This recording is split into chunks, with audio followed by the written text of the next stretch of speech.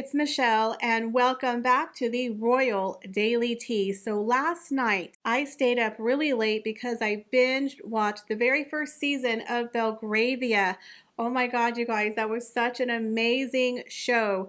It was created by Julian Fellows, the same person who created Downton Abbey.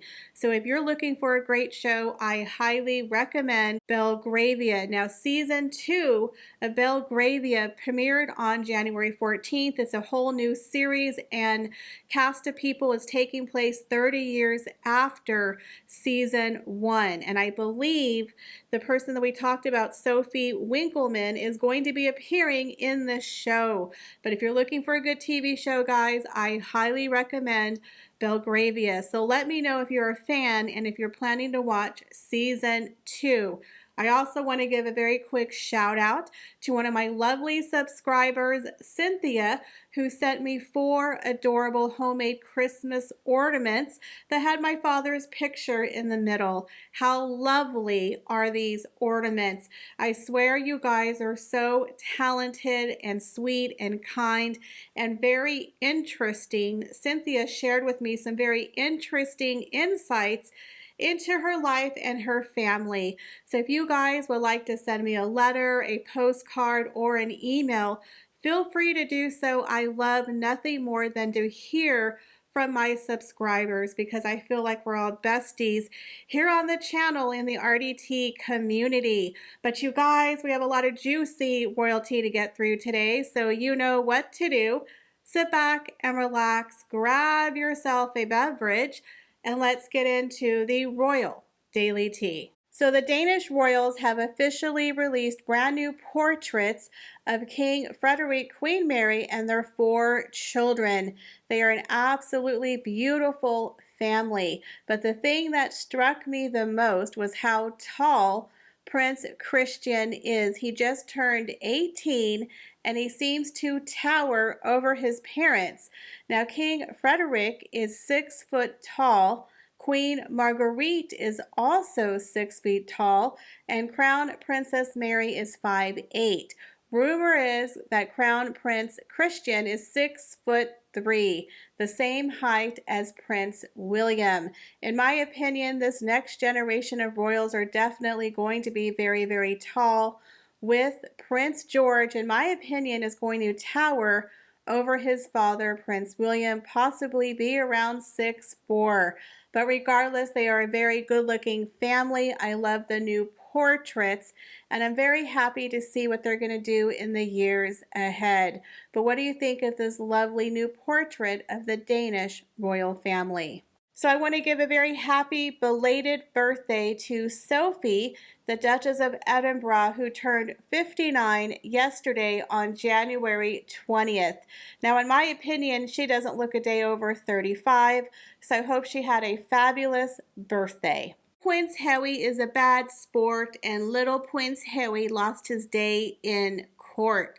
So I would say part of my royal prediction for 2024, y'all, is coming true. Prince Harry abandons libel case against the Mail on Sunday on the day he was due to hand over a list of documents proving his case. He now has to pay a huge legal bill of £750,000. That's a whole lot of moolah to pay out for a wasted lawsuit. So Prince Harry was due to give out legal documents to the judge proving his case against the Mail on Sunday. But the fact that they decided to pull out, in my opinion, speaks volumes. Now, Prince Harry and his legal team did issue a statement after he dropped his libel case. A spokesperson for Prince Harry told GB News that the Duke of Sussex's main priority is the safety of his family, rather than a court case that gives a continued platform to the Mail's false claims all those years ago. Oh my goodness. Well, if you're so adamant that the Mail on Sunday had false claims, then why are you dropping the lawsuit? Pony up. Pony up the proof. Pony up the documents. If I'm telling the truth and I can prove, hey guys, I'm going to prove my story, I'm not going to back down. If your name is on the line, your integrity, your honesty, why are you not fighting this dragon that you always talk about, slaying dragons, the slayer of truth? Why are you backing out? You're backing out because you 100% have no evidence to prove your case. That makes you look pretty bad, in my opinion. Now, he's just mad because the Mail on Sunday busted him for telling one of his little porky pie lies and for making him look bad in the public. Now, we all know that Prince Harry and Meghan Markle are two of the most entitled people on the planet. They quit their jobs as working royals, but expect the UK taxpayers and daddy to pay for his lifestyle. That is 100% it in a nutshell. You don't even need to read the court docs, honey. I just gave you the cliff notes. This man is entitled, and he thinks that other people need to pay for him because he's so important, being number 5th in line to the throne, that everyone else needs to pony up and give him special treatment. So they busted him when he said he needed police protection. So they busted him wide open when he filed the lawsuit originally against the Home Office, stating that he needs to have his security reinstated. That is why he is suing them, because he made him look bad. They came out with a fake story saying, oh, but Harry wants to pay for police protection. Well, he never said that originally when he gave a letter to the Home Office and in his original lawsuit. He literally said he could not afford to pay for his security. They had to wait until he had a job and he could pay for it. So he expected the UK taxpayers to pay for it until him and Meghan were, quote, financially able to do so. So basically, was the Mail on Sunday incorrect for reporting on the fact that Harry was demanding that the UK pay for his security? So obviously there was a lot of truth to that story because he completely backed out. So now he's still doubling down with his lawsuit with the Home Office. I really hope they hand it to him, guys. Please just give me a Christmas present early. Hand it to him and tell him no. Literally, he is wasting the taxpayers' money. And word on the street is if Harry loses his lawsuit with the Home Office, he could pay another £500,000 just for their legal fees. That's not including his legal fees. Let's not forget, I believe he had to pay $50,000 as well in legal fees last year. So we're talking £800,000 he has already wasted on legal fees, and he still has like 3 ongoing lawsuits. Don't forget, he has 2 lawsuits with the Home Office. I believe he still has a lawsuit with another tabloid, and Meghan Markle and Samantha Markle still have an ongoing lawsuit. They have got to be spending upwards of at least $2 million, guys, on just legal fees. And like I said in my 2024 predictions, I believe Harry and Meghan are going to go broke with all of these frivolous lawsuits. What do you guys think about Prince Harry dropping his libel case against the Mail on Sunday? So little Prince Harry was flying higher than a kite and solo on Friday night in Beverly Hills when he went out to accept his Living Legends Aviation Awards. Now, I was kind of surprised and kind of not surprised that Meghan Markle did not attend the red carpet event with Prince Harry. She could have showed us one of her dishwater beige outfits, maybe another winter white where she's looking like a human wonton, or perhaps one of her colorful ensembles like the Hertz gown or the red Cinnabon dress. But no, we didn't get one of those beautiful gowns for the evening. Instead, Meghan Markle was at home playing the part of mom. I'm a mom to her 2 children. Apparently one of the kids were sick. Now I, for one, am not buying that story, because when has a sick child ever stopped Meghan Markle from disappearing for weeks on time, traveling internationally without her children? I think she was trying to pull a Kate move and act like she was the caring, doting mom staying home with her child. Now, I do find it interesting that she didn't attend the event with Prince Harry, but again, we all know here she's not a ride or die chick. So when the chips are down, honey, Meghan, she gone, honey, she gone. So Meghan Markle didn't grace us with one of her horrible evening gowns, and I do believe this is because Prince Harry has been facing a lot of negativity, a lot of backlash, a lot of ridicule for his aviation award. Then we have the story that came out about the Lilygate game incident. So they have been receiving a lot of negative press. And let's be real here, this was Harry's event, Harry's award, and Meghan Markle couldn't get the mic. She couldn't get the mic and have her moment, so therefore there's really nothing in it for Meghan Markle. So she stayed home. But we all know that Doria is living with Harry and Meghan. You know, she's hogging the Doritos and using the Wi-Fi password. They have maids, they have nannies. They had a whole team of people who could stay home with a child if they have a tummy bug. So the fact that Meghan Markle didn't attend this red carpet event, to me, speaks volumes. Not to mention that Harry and Meghan have been silent and absent from two major Hollywood awards like the Emmys and the Golden Globes, yet Harry's going to show up to get a Living Legends Aviation Award right after he was snubbed from the old Military Academy Sandhurst book.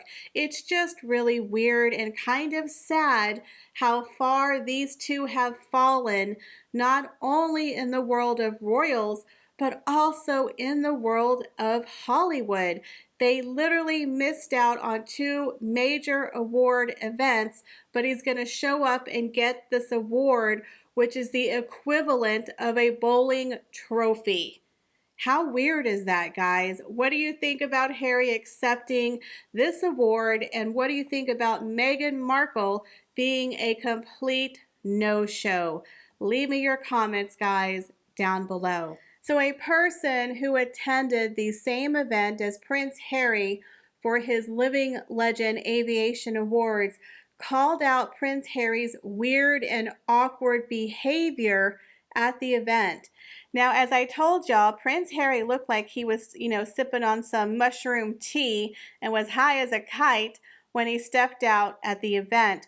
But according to a person who actually was there, he thought that Prince Harry was acting weird. He was cracking jokes and made absolutely no reference to his father and Princess Catherine, who are undergoing health issues. He thought it was weird that the Duke of Sussex was cracking jokes instead of wishing his father, King Charles, and sister-in-law, Princess Catherine, well, in kind of a deliberate snub at the Aviation Awards ceremony.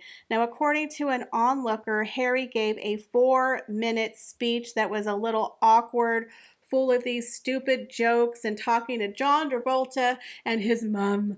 You dance with my mom. You gotta dance with me now, like my mom. Always the Diana card. The man can literally not speak without bringing up his mom. So, of course, the whole speech was a little awkward, doing these really stupid puns and jokes with John Travolta. Of course, bringing up the dance that he did with his mother, talking about how we need to fly together and we need to dance. But people did find it kind of odd that here his father is undergoing surgery, the current sitting king, and his sister-in-law is going through a major medical issue where she's going to be out of commission for months. And during his 4-minute speech, he didn't say anything like sending my heart out to my family, nothing. So people did find that a little weird, how he basically didn't even mention his entire family. Now, according to Angela Levin, she believed that Prince Harry was definitely trying to make himself apart and away from the royal family by not mentioning the king and Catherine in his speech.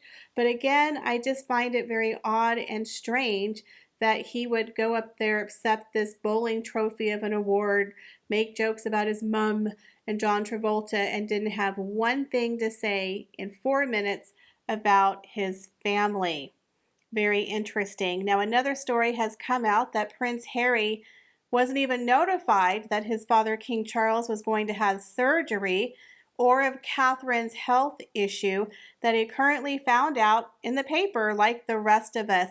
I don't find that surprising because, in my opinion, I don't believe the royal household at all would brief Harry on anything to do with the royals. He is on a need-to-know basis. So the fact that he wasn't briefed ahead of time, I don't find shocking.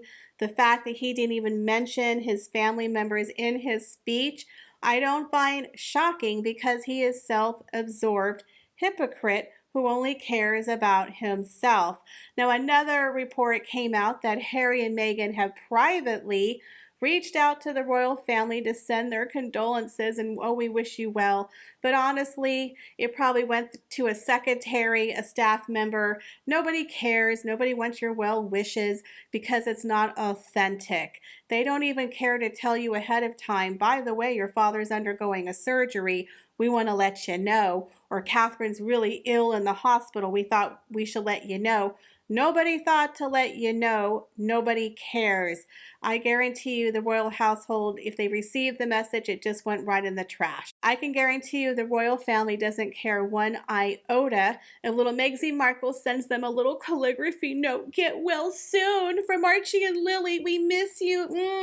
Get well. They don't care about Harry and Meghan's fake messages, okay? They have completely moved on from Harry and Meghan. But I do find it interesting that he wouldn't at least mention the family during his speech. That tells you something where his mind is and how far removed he is from the royal family. So what do you guys think about this insider saying that Harry was acting weird, making weird jokes, and didn't mention his family at all during the entire event? Well, guys, that is all the royal news that I have for you today. I hope you enjoyed today's little royal recap of news stories that have happened during the week. There's always a ton of royalty going around. As always, I appreciate each and every one of you, and I hope to see y'all in the next video. Bye, guys.